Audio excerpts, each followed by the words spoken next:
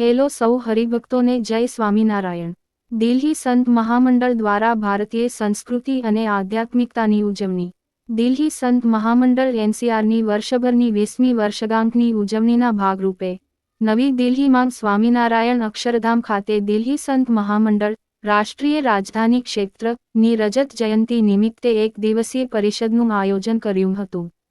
ઐતિહાસિક પરિષદમાં સમગ્ર દિલ્હી એનસીઆરમાં વિવિધ સંપ્રદાયો, મઠ, આશ્રમો અને મંદિરોનું પ્રતિનિધિત્વ કરતા 400મી વધુ સંતો, ઋષિઓ અને મહામંડલેશ્વરોને ભેગા કરવામાં આવ્યા હતા।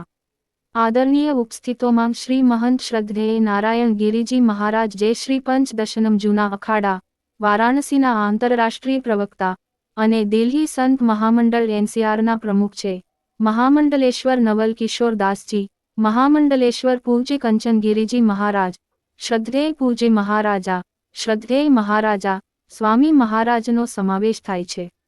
લોકેશ મુનિજી, શ્રી મહંત પૂજ્ય સ્વામી પ્રમોદ કૃષ્ણમજી, મહામંડલેશ્વર સ્વામી સર્વાનંદજી મહારાજ, આચાર્ય મહામંડલેશ્વર સ્વામી બાલકાનંદજી મહારાજ, મહામંડલેશ્વર સ્વામી પ્રજ્ઞાનંદ ગિરિજી મહારાજ, પૂજ્ય દેવકીનંદન ઠાકુરજી અને આચાર્ય સુધાંશુજી મહારાજ ઉપસ્થિત રહ્યા હતા। તેમજ ભોજપુરી સિનેમાના અભિનેતા મનોજ તિવારી પણ હાજર રહ્યા હતા। કોન્ફરન્સની શરૂઆત અગ્રણી સાધુઓ અને મહામંડલેશ્વરો દ્વારા દીપ પ્રાગટ્ય સાથે વૈદિક મંત્રોના પાઠ સાથે કરવામાં આવી હતી।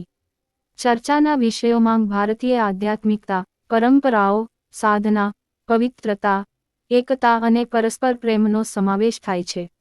આ પ્રવચનો પરમ પૂજ્ય પ્રમુખ સ્વામી મહારાજના ઉપદેશો પર આપવામાં આવ્યા હતા। ખાસ કરીને તેમના સંદેશાઓ, ધર્મ એ છે જે પરસ્પર પ્રીતિ પરસાવે અને બીજાના સુખમાં આપનું સુખ રહેલું છે। બીએપીએસ સ્વામિનારાયણ સંસ્થાનું પ્રતિનિધિત્વ કરતા ધર્મવત્સલદાસ સ્વામી, પૂજ્ય ભદ્રેશદાસ સ્વામી અને મુનિવત્સલદાસ સ્વામીએ પણ પરમ પૂજ્ય મહંત સ્વામી મહારાજના પ્રેરણાદાયી સંદેશાઓ રજૂ કર્યા હતા। કોન્ફરન્સ બાદ દિલ્હી સંત મહામંડળ દ્વારા નવી એમ્બ્યુલન્સ સેવાનું વિધિવત ઉદ્ઘાટન કરવામાં આવ્યું હતું। આ સેવા 2025માં પ્રયાગરાજ ખાતે આગામી કુંભ મેળાને સમર્થન આપશે, જે સભા દ્વારા હિમાયત કરાયેલ સેવા અને કરુણાની ભાવનાને પ્રતિબિંબિત કરે છે। આ મહત્વપૂર્ણ કોન્ફરન્સે એકતા, પ્રેમ અને શાંતિને પ્રોત્સાહન આપતાં ભારતીય પરંપરાઓ અને આધ્યાત્મિકતાને જાળવી રાખવા માટે સ્વામિનારાયણ અક્ષરધામના અતૂટ પ્રયાસો ચાલુ રાખ્યા। અંતમાં અક્ષરધામ ખાતે તમામ સાધુ સંતોને જમાડવામાં આવ્યા હતા। આ જ રીતે સનાતન ધર્મના તમામ સાધુ સંતો અને દરેક હિન્દુ સમાજના લોકોને એક થવાની જરૂર છે।